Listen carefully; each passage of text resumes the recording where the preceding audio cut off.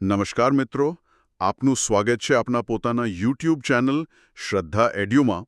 અને આજના આ ડીપ ડાઇવમાં આપણે પ્રાચીન નગરો અને ગ્રંથો વિશે એવી વાતો જાણીશું જે કદાચ તમે પહેલા ક્યારેય નહીં સાંભળી હોય. હા, એટલે આજે આપણે મૂળ તો એ સમજવા જઈ રહ્યા છીએ કે કેવી રીતે માનવ સભ્યતા પેલા ભટકતા જીવનમાંથી શરૂ થઈને મહાન સામ્રાજ્ય સુધી પહોંચી. પહેલા તો માણસ જંગલમાં માત્ર ખોરાકની શોધમાં શિકાર કરતો હતો, બરાબર? ઇતિહાસમાં બે બહુ મોટી ક્રાંતિઓ થઈ. એક તો અગ્નિની શોધ અને બીજી ખેતીની શરૂઆત. આ બે શોધોએ આખી માનવજાતની દિશા જ બદલી નાખી. અચ્છા, એટલે અગ્નિથી તેઓ રાંધીને ખાતા શીખ્યા અને ખેતીથી તેમને રોજ શિકાર શોધવા જવાની જરૂર ના રહી. બિલકુલ. હવે તેઓ ભટકવાના બદલે નદી કિનારે સ્થાયી વસવાટ કરવા લાગ્યા અને ત્યાંથી ધીમે ધીમે ગામડા બનવાની શરૂઆત થઈ. પણ અહીં એક બહુ જ ઝીણવટભર્યો તફાવત સમજવા જેવો છે: સંસ્કૃતિ અને સભ્યતા વચ્ચેનો ભેદ.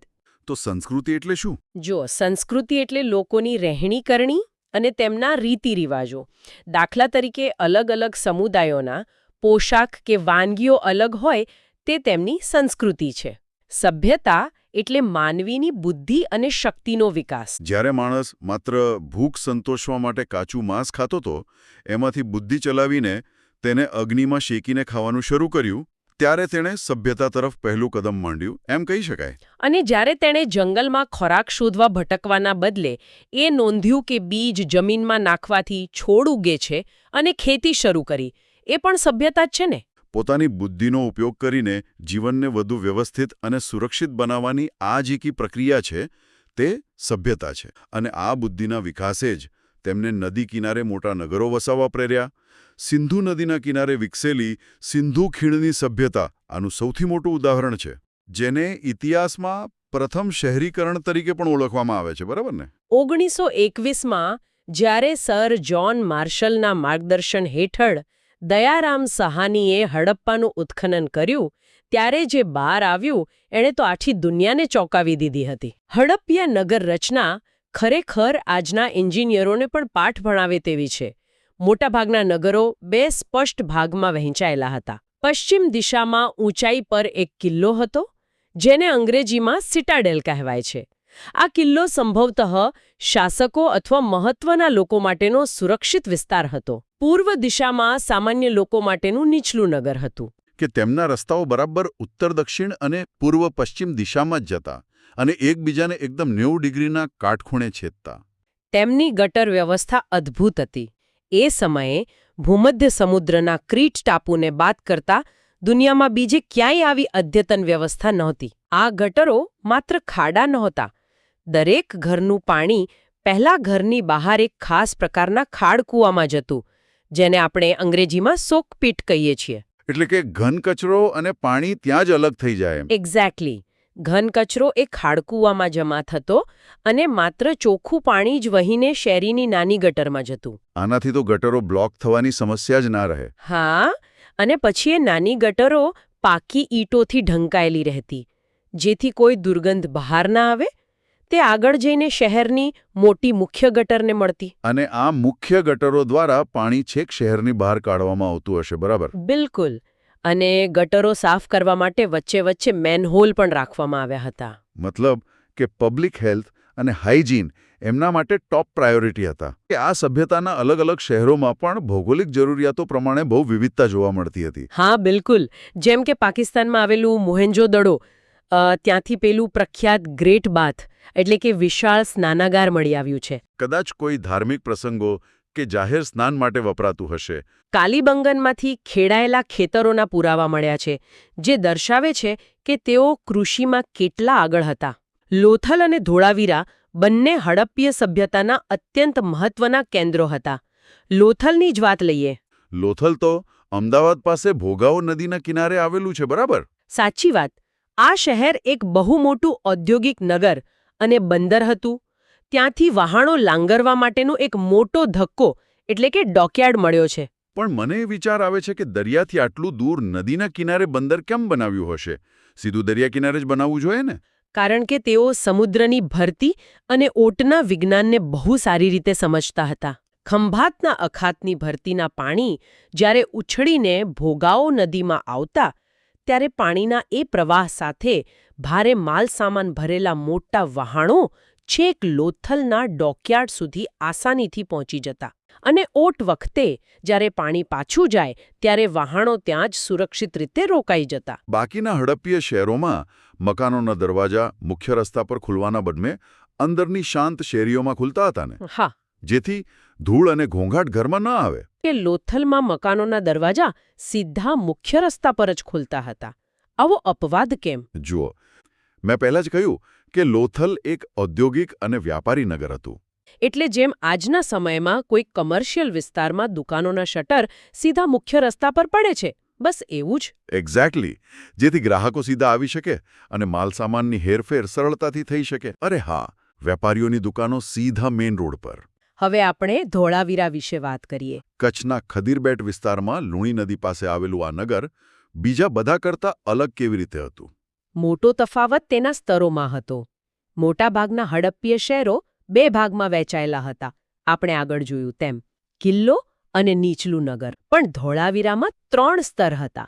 ત્રિસ્તરીય નગર રચના. એક શાસકો માટેનો મુખ્ય કિલ્લો, બીજું અધિકારીઓ માટેનું મધ્યમ કે ઉપલું નગર, અને ત્રીજું સામાન્ય પ્રજા માટેનું નીચલું નગર. શાસકો સૌથી સુરક્ષિત જગ્યાએ, પછી અધિકારીઓ અને પછી સામાન્ય પ્રજા. કે ધોળાવીરા રણમાં આવેલું હોવા છતાં ત્યાંથી વરસાદી પાણીના સંગ્રહની સિસ્ટમ એટલે કે રેઇન વોટર હાર્વેસ્ટિંગ મળી આવ્યું છે.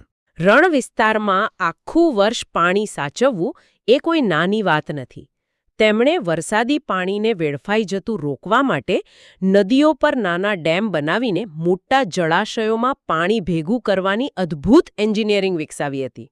ધોળાવીરામાંથી એક મોટું રમતગમતનું મેદાન એટલે કે સ્ટેડિયમ પણ મળ્યું છે. અને જ્યારે આપણે સિંધુ સભ્યતા પછીના વૈદિક યુગમાં પ્રવેશીએ છીએ ત્યારે આવા મોટા શહેરો ગાયબ થઈ જાય છે અને લોકો ફરીથી ગામડા, ખેતી અને પશુપાલન તરફ વળે છે. કદાચ નદીઓના માર્ગ બદલાવા કે આબોહવામાં ફેરફાર થવાથી મોટા શહેરો ટકાવી રાખવા મુશ્કેલ બન્યા હોય. અચ્છા, એટલે પર્યાવરણીય કારણો હોઈ શકે. હા, અને તેથી લોકો નાના ગ્રામીણ સમુદાયોમાં વહેંચાઈ ગયા. આપણી પાસે જે 4 વેદ છે, ઋગ્વેદ, સામવેદ, યજુર્વેદ અને અથર્વવેદ, અને 4 ઉપવેદ છે, તે આ જ સમયની દેન છે. અને એમાં પણ ઋગ્વેદનું મહત્વ બહુ મોટું છે કે ઋગ્વેદમાં 10 મંડળ છે. ઋગ્વેદ સૌથી પ્રાચીન છે. 10મા મંડળમાં 4 વર્ણ વ્યવસ્થાનો ઉલ્લેખ છે. અને ત્રીજા મંડળમાં પેલા પ્રખ્યાત ગાયત્રી મંત્રનો ઉલ્લેખ છે, બરાબર ને? હા, જે ઋષિ વિશ્વામિત્ર દ્વારા રચાયેલો છે. આપણે ત્યાં સામાન્ય રીતે એવું કહેવાય છે કે હિન્દુ ધર્મમાં 33 કરોડ દેવી દેવતાઓ છે. આની પાછળનું સત્ય શું છે? હા, કે કેવી રીતે ભાષાંતરની એક નાની ભૂલ આખો ઇતિહાસ બદલી શકે છે. ત્યાં 33 કોટી દેવતાઓનો ઉલ્લેખ છે. હવે સંસ્કૃત ભાષામાં કોટી શબ્દના 2 અર્થ થાય છે. કયા 2 અર્થ? એક અર્થ થાય છે આંકડાકીય કરોડ એટલે કે 10 મિલિયન, અને બીજો અર્થ થાય છે પ્રકાર અથવા કેટેગરી. ઓહો, એટલે મૂળ વાત 33 પ્રકારના દેવતાઓની હતી. એક્ઝેક્ટલી. આ 33 પ્રકારના દેવતાઓમાં 8 વસુ, 11 રુદ્ર, 12 આદિત્ય અને ઇન્દ્ર તથા પ્રજાપતિનો સમાવેશ થાય છે. આ બધું ખરેખર તો પ્રકૃતિના તત્વોનું વર્ગીકરણ હતું. જેમ કે બીજો વેદ છે સામવેદ, જેમાં પેલું સંગીત અને સ્તુતિઓનો સમાવેશ થાય છે ને? હા, એ જ. અને ત્રીજો છે યજુર્વેદ, જેમાં યજ્ઞ અને કર્મકાંડ વિશે માહિતી મળે છે. કે અથર્વવેદ સીધો સામાન્ય માણસના રોજિંદા જીવન સાથે જોડાયેલો છે. જેમાં રોજિંદા જીવનના પ્રશ્નો અને રોગ નિવારણ પણ છે. હા, રોગ નિવારણ, ઔષધિઓ અને ઘરગથ્થુ વ્યાવહારિક જ્ઞાન જોવા મળે છે. કે દરેક વેદ સાથે તેના ઉપવેદો પણ જોડાયેલા છે. જેમ કે સામવેદ સાથે ગંધર્વવેદ, યજુર્વેદ સાથે ધનુર્વેદ અને અથર્વવેદ સાથે શિલ્પવેદ જોડાયેલા છે. શિલ્પવેદ એટલે કે સ્થાપત્ય. અને ધનુર્વેદ એટલે કે યુદ્ધનીતિ. વૈદિક સમયમાં સમાજ મુખ્યત્વે કુટુંબ આધારિત હતો અને તેમનો મુખ્ય વ્યવસાય પશુપાલન હતો. અને સૌથી મોટી સંપત્તિ જમીન નહીં પણ ગાય હતી. હા, ગાયને સૌથી મોટી સંપત્તિ માનવામાં આવતી.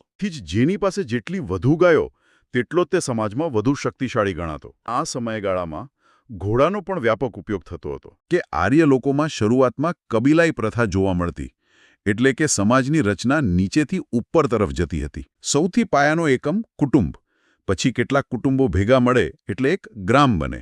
આવા ઘણા ગ્રામ ભેગા મળીને એક વિશ્વ બનતું.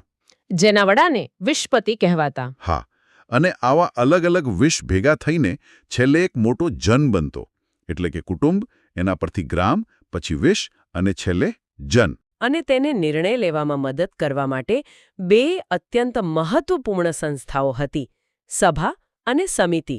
કે સમિતિમાં મુખ્યત્વે બુદ્ધિજીવીઓ અને વિદ્વાનો હતા, અને સભામાં સામાન્ય લોકો પણ ભાગ લઈ શકતા.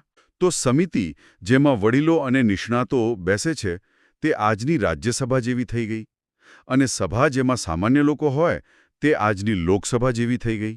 આજના આધુનિક લોકશાહી અને વિકેન્દ્રીકરણના બીજ આપણે હજારો વર્ષ જૂના આ સભા અને સમિતિના માળખામાં સ્પષ્ટપણે જોઈ શકીએ છીએ. સેનાધ્યક્ષની નિમણૂક કરવી હોય કે કોઈ આપત્તિ સમયે નિર્ણય લેવો હોય, તેણે આ સમિતિના માર્ગદર્શન પર જ આધાર રાખવો પડતો. આ કબીલાઈ પ્રથા અને નાના સમુદાયો ધીમે ધીમે ભૌગોલિક રીતે વિસ્તરવા લાગ્યા. નાના જન મોટા થતા ગયા, અને પછી ઇતિહાસમાં એક બહુ મોટો રાજકીય બદલાવ આવ્યો. આપણે ઈસવીસન પૂર્વે 1000 થી 500ના સમયગાળાની વાત કરી રહ્યા છીએ, જ્યાં ભારતમાં 16 મહાજનપદો ઊભા થયા. બૌદ્ધ ગ્રંથ અંગુત્તર નિકાય, જે પાલી ભાષામાં લખાયેલો છે, તેમાં આ 16 મહાજનપદોની વિસ્તૃત માહિતી મળે છે. મોટાભાગના ઉત્તર ભારતમાં હતા. આ 16માંથી દક્ષિણ ભારતમાં ગોદાવરી નદીના કિનારે આવેલું એકમાત્ર મહાજનપદ અસ્મક હતું. અને આ 16 મહાજનપદો વચ્ચે માત્ર ભૌગોલિક અંતર જ ન હતું, તેમની શાસન ચલાવવાની પદ્ધતિઓમાં પણ ઘણો મોટો તફાવત હતો. મહાજનપદોમાં મુખ્યત્વે 2 પ્રકારની શાસન પદ્ધતિ જોવા મળતી હતી. સૌપ્રથમ તો રાજશાહી વ્યવસ્થા, જ્યાં રાજાનો નિર્ણય અંતિમ ગણાતો.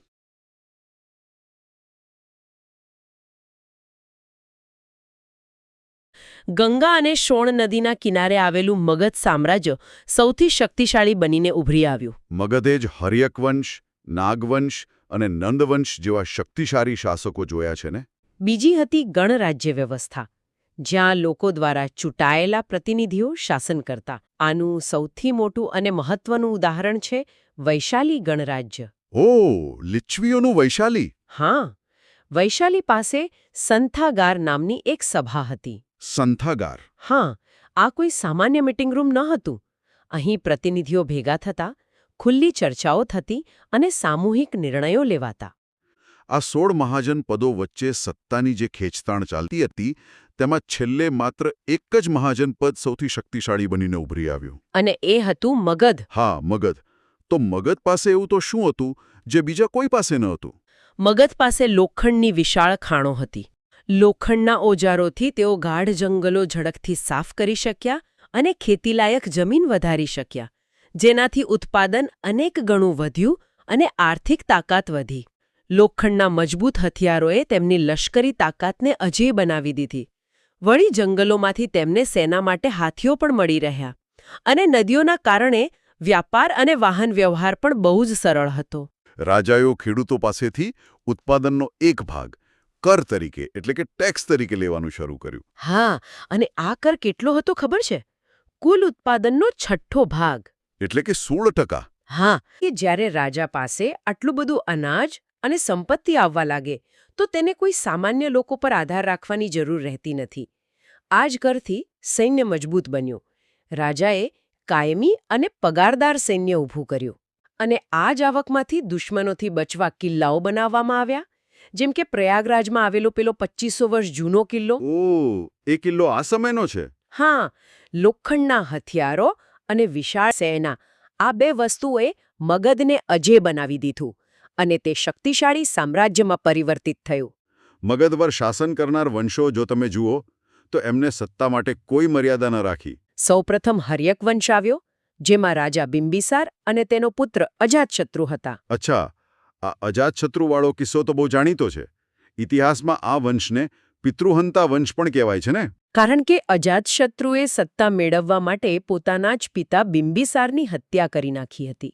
અને હર્યક વંશ પછી શિશુનાગ વંશ આવ્યો. અને ત્યારબાદ નંદવંશ. નંદવંશ, જેમાં મહાપદ્મનંદ, જેમને પ્રથમ વિશાળ સામ્રાજ્યના નિર્માતા માનવામાં આવે છે. ઓ, એટલે એમણે એક અખંડ સામ્રાજ્યનો પાયો નાખ્યો? હા, અને આ જ વંશનો અંતિમ શાસક હતો ધનાનંદ. ધનાનંદ, જેના નામમાં જ ધન છે. તેની પાસે એટલી અઢળક સંપત્તિ અને એટલી વિશાળ સેના હતી કે સિકંદરના સૈનિકો પણ ડરી ગયા હતા. આપણે આજના આ વિગતવાર અભ્યાસને અહીં પૂર્ણ કરીએ છીએ. ફરી મળીશું એક નવા વિષય સાથે. ત્યાં સુધી રજા લઈએ. નમસ્કાર.